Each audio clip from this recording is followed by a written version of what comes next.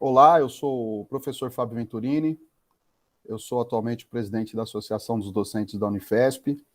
A gente está gravando aqui este vídeo na segunda-feira, dia 29 de novembro, conjunto entre a Unifesp e os sindicatos dos trabalhadores e trabalhadoras da Universidade Federal de São Paulo, o Sintunifesp, com a doutora Elaine Damasceno, pró-reitora de Gestão com Pessoas da nossa universidade, para a gente tratar de um tema, fazer um trabalho informativo a respeito de uma decisão do governo federal, via decreto, que trata da centralização da gestão da previdência do servidor público na esfera do Ministério da Economia. Atualmente, essa gestão é feita no âmbito das autarquias e o governo federal ele está puxando essa gestão para Brasília, direto para o Ministério da Economia.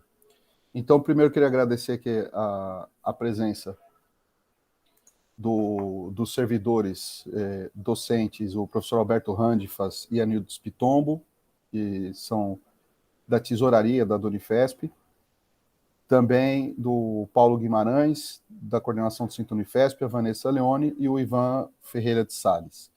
E também a doutora Elaine, a pró-reitora.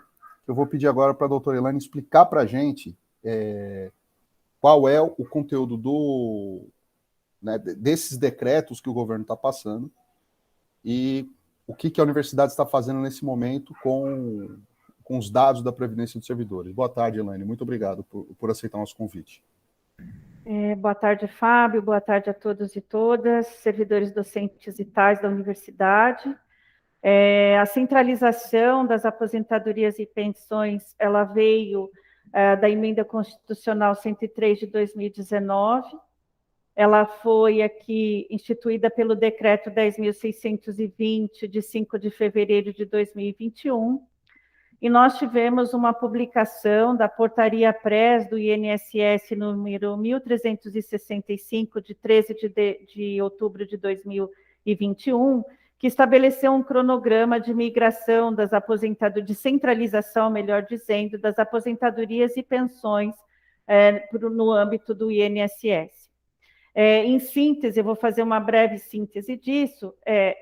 O governo federal, por meio deste decreto, ele instituiu a centralização de aposentadorias, de maneira que o INSS faça a gestão das aposentadorias da administração indireta, ou seja, das autarquias e fundações públicas, e neste caso inclui-se aqui a Unifesp.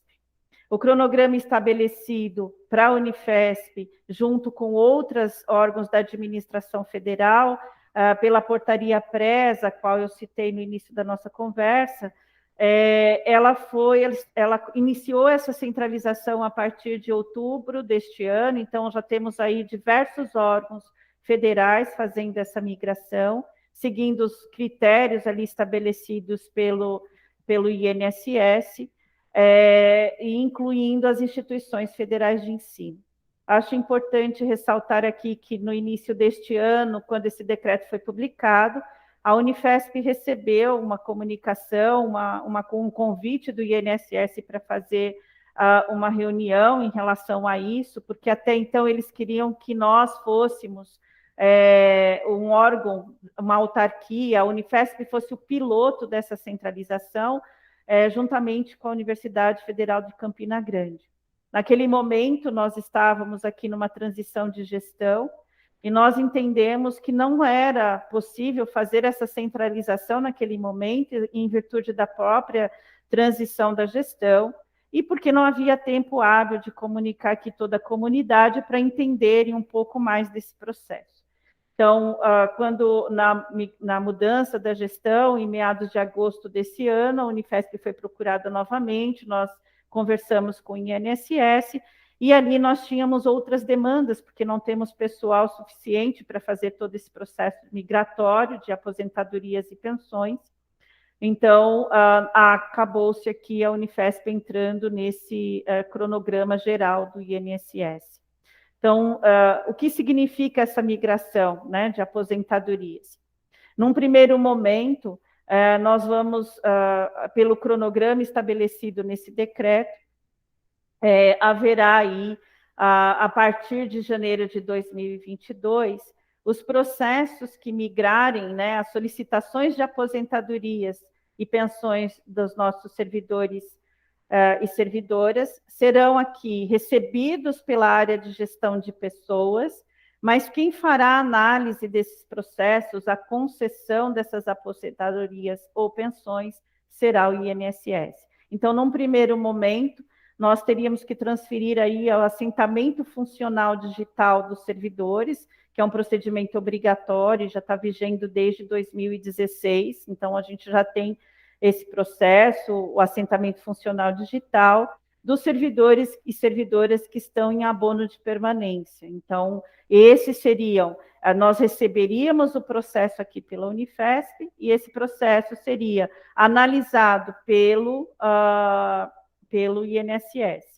A proposta do INSS como órgão centralizador é de que o servidor pode tanto abrir aqui na área de gestão com pessoas da universidade esse processo, quanto numa unidade do INSS. Ele teria essa opção também de o fazê-lo, porque eles criaram uma unidade de atendimento ao regime próprio de previdência social, que é o RPPS, relacionado ao regime jurídico único. Eu acredito, em síntese, são essas informações, Fábio. Tá bom, muito obrigado, Elaine. Aqui as pessoas que estão participando vão colocar algumas questões, depois a gente volta para você, tá? Professor Alberto Randifas. Primeiro, eu queria agradecer a presença da Elaine e dos demais companheiros da diretoria do Sinto Unifesp, Paulo e demais companheiros, para que a gente possa realizar essa live. O objetivo dela é a gente comunicar aos nossos colegas associados, tanto da Unifesp quanto do Sinto Unifesp, né, sobre as consequências práticas desse decreto que foi publicado pelo governo Bolsonaro no início desse ano, né? Foi publicado em fevereiro, como explicou a Elaine, e ele como também foi explicado, decorrência, não é? Ele é um encaminhamento, ele é uma decorrência da reforma previdenciária do governo Bolsonaro, que foi aquela reforma que foi feita logo no início do governo Bolsonaro, uma das primeiras medidas, né, de ataque aos trabalhadores, tanto do setor privado quanto do setor público, né? Os nossos salários líquidos foram reduzidos porque a alíquota, né, previdenciária subiu, mas não só isso, a nossa aposentadoria do setor público está sendo jogado junto com o setor privado, que, de um modo geral, tanto o setor privado quanto o setor público, foi atacada, né? A gente tem que trabalhar mais, como a gente sabe, para poder obter aposentadoria, muita gente vai ter que trabalhar até os 90, 95 anos para poder se aposentar e assim por diante. Mas esse decreto, portanto, o decreto 10.620 de 2021, de fevereiro desse ano, ele então, uma medida de implementação, né, da reforma previdenciária, mas que, obviamente, inclusive a própria implementação, a letra do decreto, ela é feita ao gosto deste governo, cujo objetivo é reduzir ao máximo os gastos com serviços públicos, com os servidores, né, de maneira a poder controlar melhor pelo governo, né, e não pelas autarquias, tirar da mão das autarquias, tirar da mão das universidades, das fundações, né, o ritmo e os prazos, né, do processo de aposentadoria e de pensões dos servidores. De maneira que, quando o governo quiser, por exemplo, gastar menos num ano, ele faz isso às custas dos servidores, não é? Protelando o processo de aposentadoria. Não é? Até hoje, isso depende, em boa medida, não é, do nosso RH, do nosso departamento, da reitoria pró-pessoas, né, que tem o controle do processo de pedida de aposentadoria ou de administração das aposentadorias e das pensões dos servidores. A partir de agora, por esse decreto, isso é tudo jogado para o INSS. Para além do fato de que o INSS está sendo cada vez mais sucateado pelo próprio governo, não é? Que quer acabar com a aposentadoria, portanto, ele está sucateando o INSS, há uma enorme escassez de funcionalismo no INSS, então a morosidade é muito grande no INSS, né? Para além desse fato, o governo pode também, intencionalmente, num determinado ano que ele decida querer gastar menos, por exemplo, não é? Ele pode propositalmente tornar mais moroso naquele período o processo, não é, das aposentadorias, dos pedidos de aposentadoria. Não é? Então, esse é um pouco o sentido desse decreto, é a forma como a gente tem interpretado. Né? Eu queria, então, aproveitar a oportunidade para dar um informe sobre essa questão. Né? Então, primeiramente,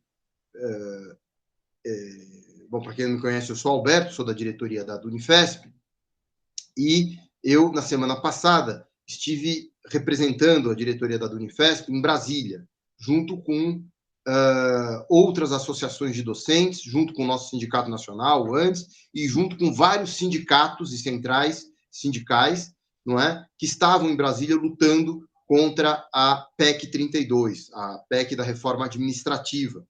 Não é?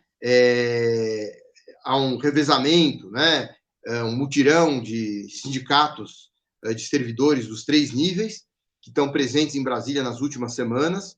Na semana passada, então, foi a nossa vez, a gente esteve lá, do Unifesp, junto com outras ADs. Nós tivemos um ato que ocorreu na quarta-feira, né, no anexo 2 da Câmara dos Deputados, e depois, na quinta-feira, a gente teve conversas com várias outras ADs e sindicatos, inclusive sobre o decreto. Né?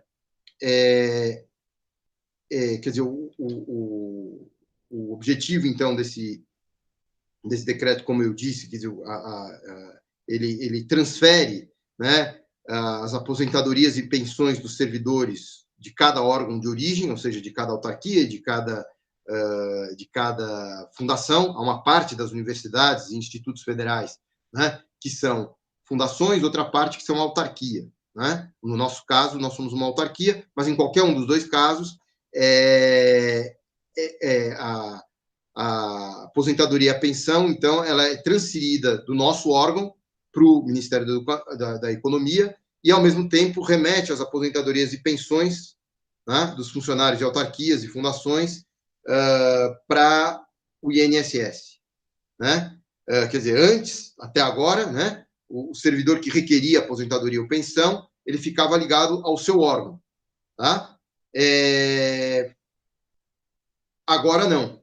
Agora, quem trabalha em ministério, etc., é diretamente no Ministério da Economia, e no nosso caso, passa a ser diretamente administrado, não é? No caso das autarquias e fundações, passa a ser diretamente administrado pelo INSS.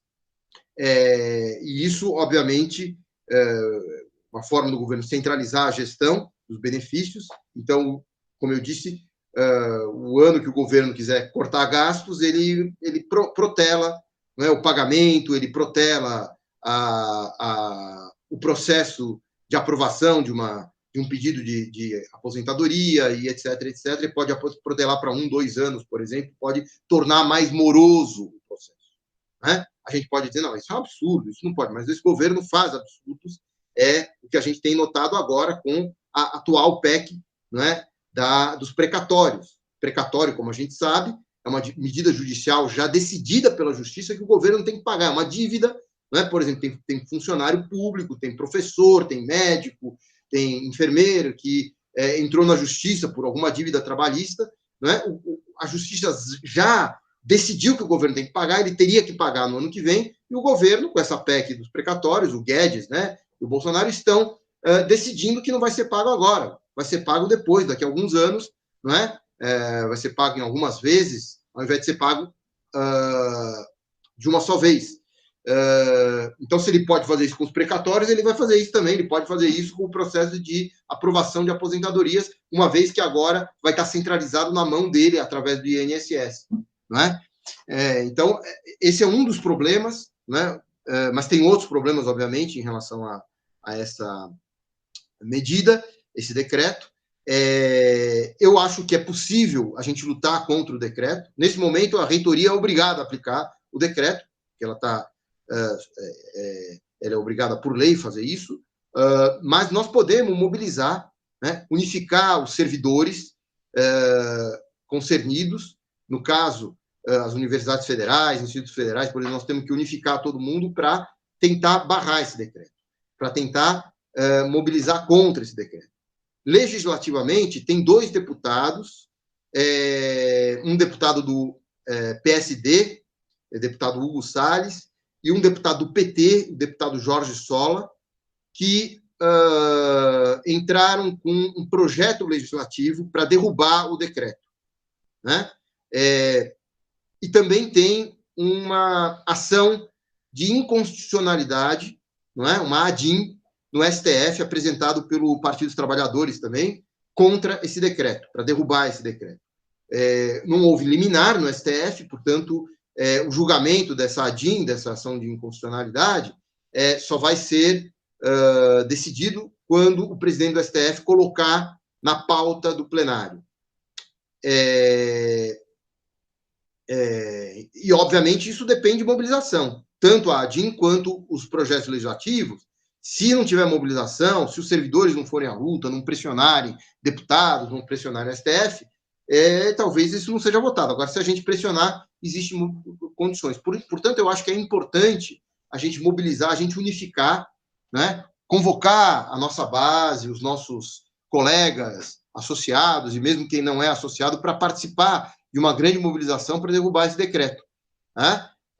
Nós, inclusive, já estamos em contato, estamos propondo aí fazer uma nova live, não é? Talvez essa semana ou no início da semana que vem, para conversar com os nossos companheiros e colegas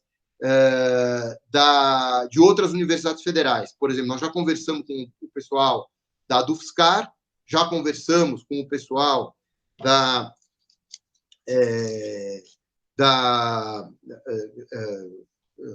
enfim, estamos conversando com os deputados em questão, não é? Chamando-os para participar de uma nova live para tirar iniciativas comuns, ver o que a gente pode fazer no sentido de mobilizar não só legislativamente, juridicamente, mas também mobilizar para fazer pressão, né?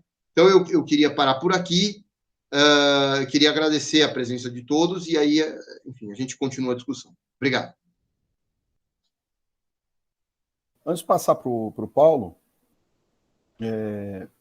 dar algumas outras informações aqui. A ação direta de inconstitucionalidade que foi apresentada junto ao Supremo Tribunal Federal, ela foi assinada pelo ex-subprocurador da República, ex-ministro da Justiça, Eugênio Aragão, que é advogado, ele advoga também para o PT, para o Partido dos Trabalhadores. Essa ação direta de inconstitucionalidade, ela foi sorteada para a ministra Rosa Weber, que não concedeu a liminar para a suspensão do decreto, e a decisão final depende do plenário, depende de ser pautado pelo plenário.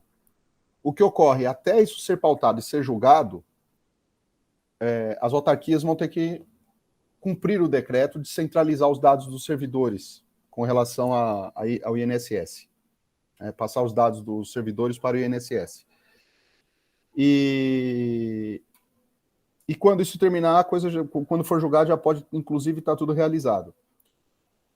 O pessoal que trabalha com a justiça, né, diz que a tendência de quando não é concedida uma liminar é não obter sucesso. A tendência é que quando vai obter sucesso, a liminar, em geral, é concedida anteriormente. Então, digamos que essa ADIM, para ela caminhar, o judiciário brasileiro tem funcionado com base em pressão política, infelizmente, mas precisa ter mobilização para esse decreto segurar, né, esse ímpeto do Bolsonaro. A segunda coisa, esse decreto, em São Paulo, nas universidades paulistas, nos anos 90, a previdência dos inativos das universidades foi passada para as universidades operarem, e isso foi colocado no orçamento da universidade. Então, hoje nas universidades paulistas pagam os inativos. Então, o orçamento que era de ensino, pesquisa e extensão acabou sendo para pagamento de inativo também. Foi uma forma de, na reforma previdenciária do Estado, na época do Mário Covas, tirar verba do ensino superior para honrar com os gastos previdenciários. Quando a gente olha esse decreto numa primeira vista, dá a impressão de que, bom, o governo fazendo isso, ele não vai poder colocar na conta da universidade a administração da verba, porque o próprio Paulo Guedes, o atual ministro da Economia, tentou fazer isso, com que as universidades pagassem os inativos com o dinheiro que normalmente é de ensino, pesquisa e extensão, para verba de capital, verba de custeio. Agora, fazendo essa centralização, pode vir logo na sequência, além de tudo isso que o Alberto colocou, o governo pode segurar as aposentadorias, ele não segura simplesmente por decreto, ele pode colocar vários chefes de seções, põe lá um monte de capitão, major e coronel para simplesmente segurar a aposentadoria. Até a coisa começar a andar, ele segura 1 ano, 2, fez caixa e prejudicou o servidor. E mais uma coisa, que depois ele pode propor uma nova reforma da Previdência para aprovar algo que o Paulo Guedes não conseguiu aprovar na reforma que foi passada com a presidência anterior do Congresso, do Rodrigo Maia na Câmara e o Alcolumbre no Senado, que era capitalizar a Previdência, pegar o dinheiro da Previdência, tornar isso um fundo de investimento e especulação e passar para uma empresa privada, trabalhar com esse dinheiro, lucrar em cima desse dinheiro, e se essa empresa quebrar, a gente perde a nossa aposentadoria. Então, digamos que essa medida do governo Bolsonaro, e dentro do programa do governo Bolsonaro, não existe uma virtude sequer. Eu vou passar agora para o Paulo Guimarães, que é da coordenação do Sinto Unifesp, tá, que ele vai apresentar aí algumas informações e alguns questionamentos também para a doutora Elaine. Obrigado, Fábio. Eu sou o Paulo, coordenador-geral do Sinto Unifesp, estou aqui em companhia dos coordenadores Ivan Ferreira Salles, de Políticas Sindicais, da Vanessa Leone, que é nossa coordenadora de Finanças, e agradeço aí a oportunidade, juntamente com a do Unifesp e com a doutora Elaine, para dar esses esclarecimentos para a categoria. Aqui a gente vai direcionar aos tais da seguinte forma: o decreto não é bom para nós, isso é fato. Aliás, tudo que vem desse governo não é bom para nós. Você transferir o nosso sistema de aposentadoria para o Ministério da Economia, ele traz aí prejuízos, porque a gente sabe que o governo não vem aí com boas intenções. É importante lembrar a todos que o Sinto Unifesp, assim que as portarias foram editadas, encaminhadas para as universidades, juntamente com a FASUBRA, a gente já encaminhou de imediato algumas solicitações de como que iria proceder a Unifesp naquele momento. Oficializamos 2 vezes para a Unifesp e das 2 vezes eles nos responderam que não era o momento de estar acompanhando o que o Ministério da Economia estava solicitando, por várias situações estruturais, até mesmo a gestão que estava aí entrando, isso não seria possível e também que precisava de uma análise melhor do caso. Até que chegou o ponto que o governo transformou num decreto, o que já dificulta mais a situação, e a centralização de fato agora começa a acontecer. O que isso significa? As aposentadorias de todos os tais passam a ser administradas diretamente pelo INSS. Então, todo aquele processo que a gente passava via SESMIT, gestão, ele só vai ser o mesmo de entrada, você dará entrada nessa documentação. Mas também já há até a possibilidade de já ir direto para o INSS. Mas quem fará tudo isso já será o INSS.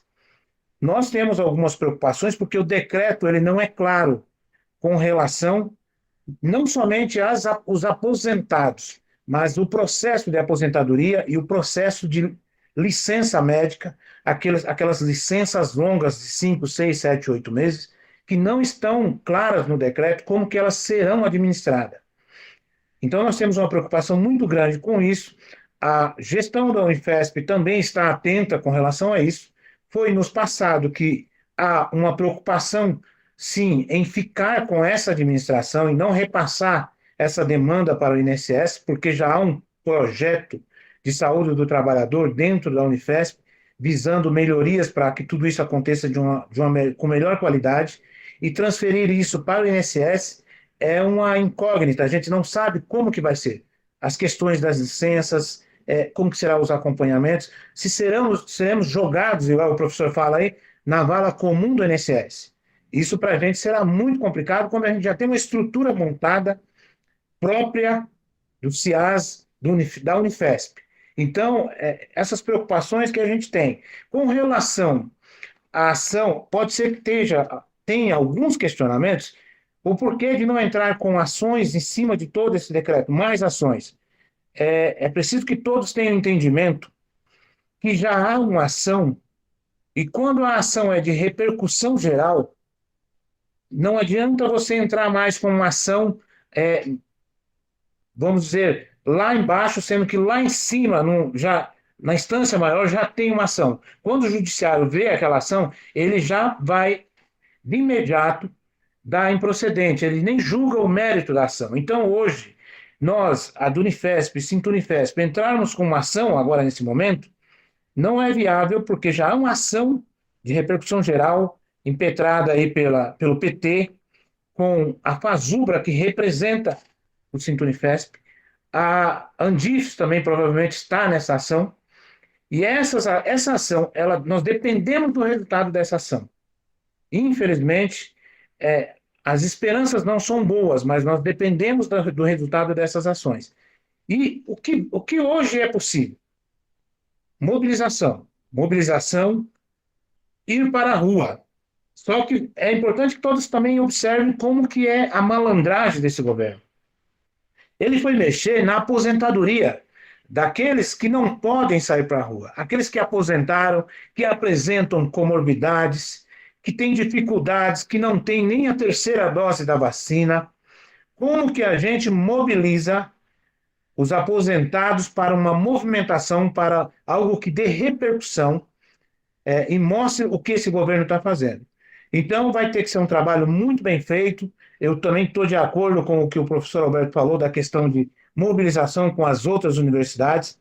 Se a gente não consegue colocar os aposentados na rua, principalmente agora com essas ameaças de novas cepas, que a gente mobilize através das redes sociais, que a gente consiga pressionar os deputados, porque é possível, sim.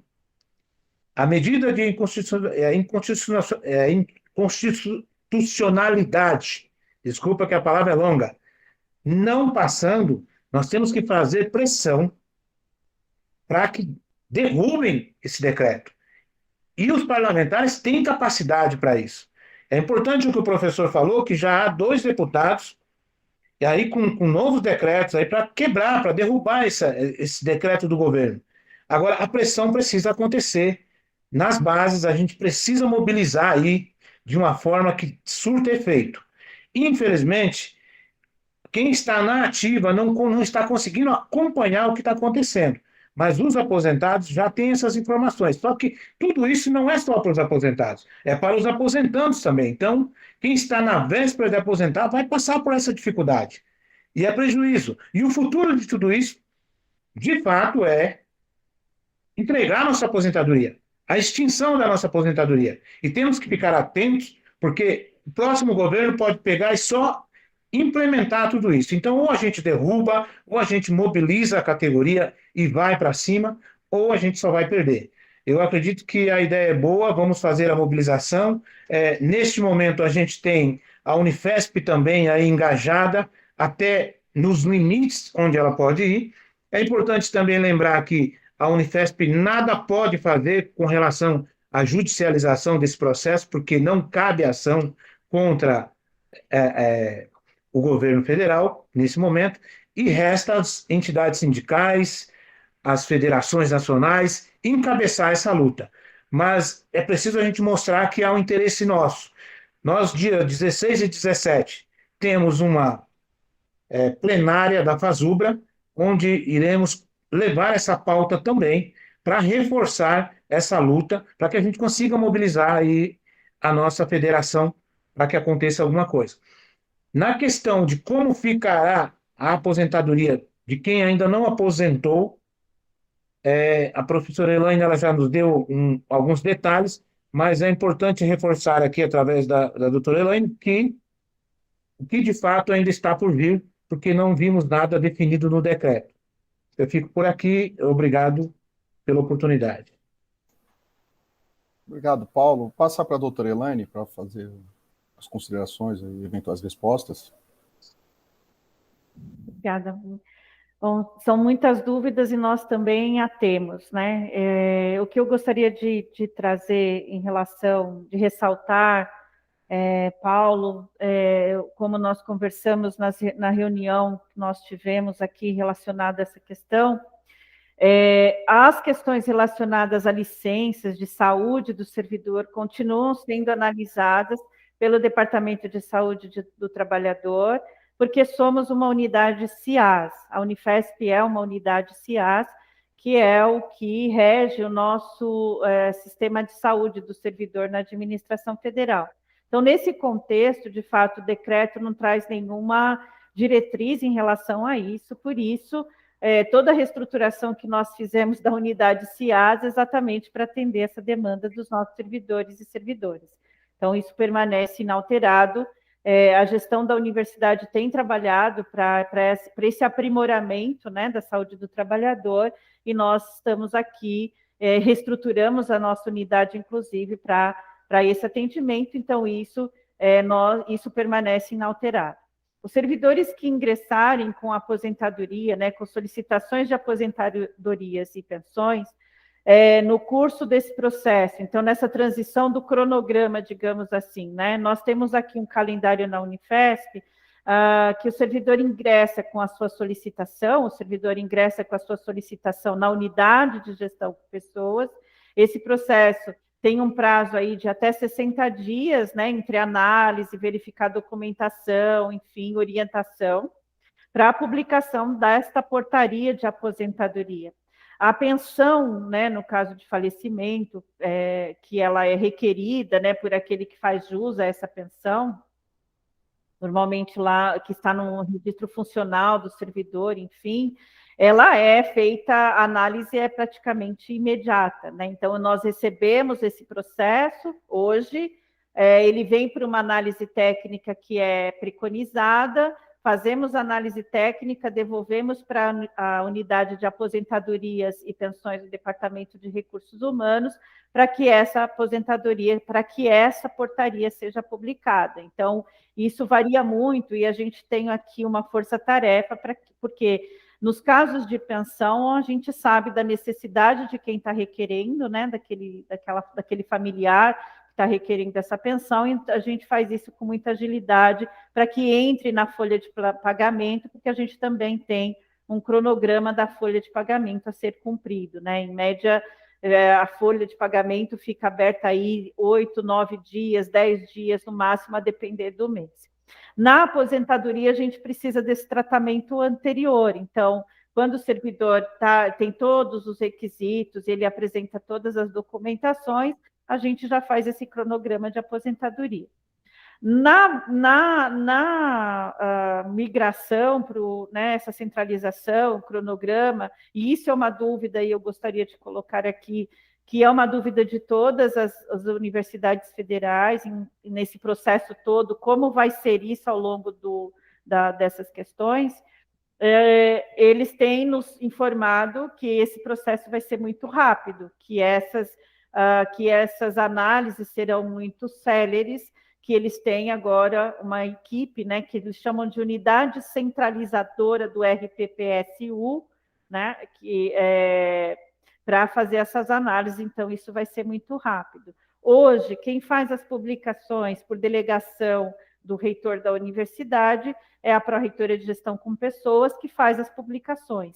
A partir dessa centralização, vai ser o INSS que vai fazer a publicação dessas portarias, não vai ser mais aqui a área de gestão com pessoas. Então, ainda, como nós temos um cronograma a ser cumprido, e a Unifesp, com a UFABC, ela entra nesse período agora em janeiro. A UFSCar, ela está prevista para maio, salvo engano, mas isso está lá na portaria PRES. Então, há muita dúvida em como a gente vai encaminhar a informação e essa análise. Isso ainda a gente está... Eles estão prevendo um treinamento para nossas áreas internas, né? A gente está fazendo uma força-tarefa, eu tive que fazer uma readequação da equipe, inclusive, para poder atender essa demanda, porque eu tenho déficit de pessoal nessa área, inclusive. Eu não sei se ficou alguma coisa, mas fico à disposição. Bom, acho que ficar sempre fica, né? Porque a gente está em dúvida mesmo do que vai acontecer e qual é a real intenção do governo, né? Então, qual é a lógica de operação do governo Bolsonaro? A gente tem que entender como essa medida vai, de algum modo, redundar lucro para os aliados do governo. Então, pegar, por exemplo, quando o governo colocou na Câmara uma proposta de autorizar empresas privadas a importar vacina. Então, a oposição se colocou contra, porque ela imaginou que essa proposta era para viabilizar a vacinação paga em laboratórios privados. Então, a pessoa iria no laboratório na rua da casa dela e pagaria pela vacina e ela furaria a fila da vacina. O governo não teve problema algum em aprovar um projeto em que furar a fila da vacina não estava previsto.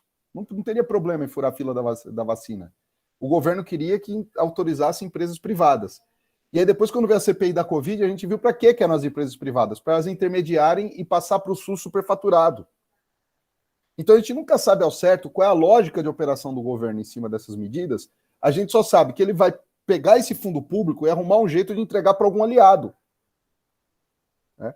Então, como eu disse, quando a gente olha à primeira vista, pode parecer interessante. Bom, se você tem um órgão central administrando as aposentadorias, você alivia a gestão da universidade, e me parece que pelo decreto, inclusive, ele pode requisitar servidores que estão nas autarquias para trabalhar no INSS, para não ter que fazer o concurso, ainda desfalca a autarquia, com relação a servidor que trabalha no RH das autarquias. Você olha e fala, bom, ele operando ali, não há o risco de fazer o que o Mário Covas fez em São Paulo, que é passar para o orçamento da universidade o pagamento dos inativos, fazendo um corte brutal em ensino, pesquisa e extensão. Aí, parece que é vantajoso, mas não é, porque se está vindo desse governo, na hora da implementação, vem alguma outra pegadinha para cima da gente. Então, nos parece que não há alternativa, a gente tem que ter uma mobilização muito grande para impedir que esse decreto seja... para fazer com que o Supremo reconheça a inconstitucionalidade desse decreto e para fazer andar no Congresso Nacional os decretos, os projetos de lei para anulação desse decreto. Então, passar para o Paulo, antes da gente encerrar. Só para ver, eu também acredito que ainda não tem essa informação, mas a gente busca ela.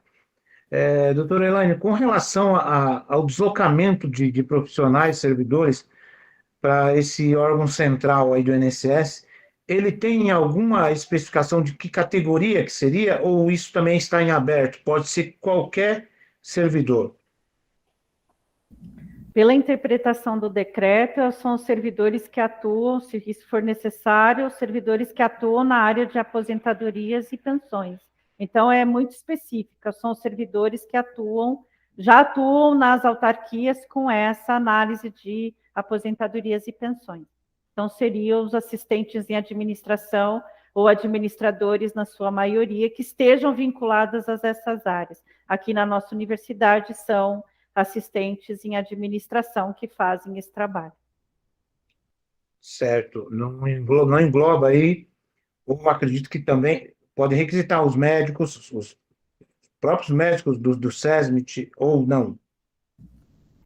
Se nós falarmos do ponto de vista de perícia, há um colegiado de peritos do INSS. Me parece que há um convênio a ser firmado, se não já o fez, que o INSS ia fazer com esse colegiado de peritos. Em tese, não temos nenhuma discriminação que seriam requisitados os médicos que atuam na área de perícia aqui da nossa universidade. Não temos essa definição, Paulo. Sendo mais específica, não temos essa definição. Entendo. É que, ao nosso ver, fica muito aberto tudo isso e, da noite para o dia, o governo pode solicitar a equipe de enfermagem para atuar no auxílio aos médicos, nas perícias. Todo o nosso contingente aí que está voltado para perícias, que está acompanhando o SESMIT ali, pode ser requisitado. Está muito aberto, não dá para dar certeza de nada. É isso que nos deixa muito preocupado. Aliás, o decreto inteiro ele não é bom para a gente, embora ele esteja floreado com uma coisa muito boa, a realidade não é essa. Da nossa parte é isso, Fábio. Vamos ter que mobilizar mesmo, chamar a categoria, vamos ver se a gente consegue fechar junto com mais outras entidades, levar essa pauta aí para dia 16, 17, para a nossa plenária da FASUBRA, e ver o que vai ter lá e trazer isso também como informes aí para a nossa base. Tá bom, obrigado, Paulo. Quem estiver assistindo o vídeo, peço, né, pegue o informe, quem puder, dê esse informe nas congregações das escolas, institutos e conselhos de campus da universidade, porque esse é um tema que interessa diretamente a todos os servidores, ativos e inativos, e aqueles que estão em processo de aposentadoria, podem ter impactos grandes aí, questão, né, pode inclusive envolver, mas a gente vai ainda tentar por a melhor, por exemplo, questão de auxílio permanência. Então, tem bastante coisa aí que o governo pode colocar a mão nos nossos direitos, tá bom? Então, muito obrigado a doutora Elaine Damasceno, o Paulo, o Ivan, a Vanessa, o Alberto e a Nildes, e até a próxima, gente. Obrigado a todos. Obrigada, gente.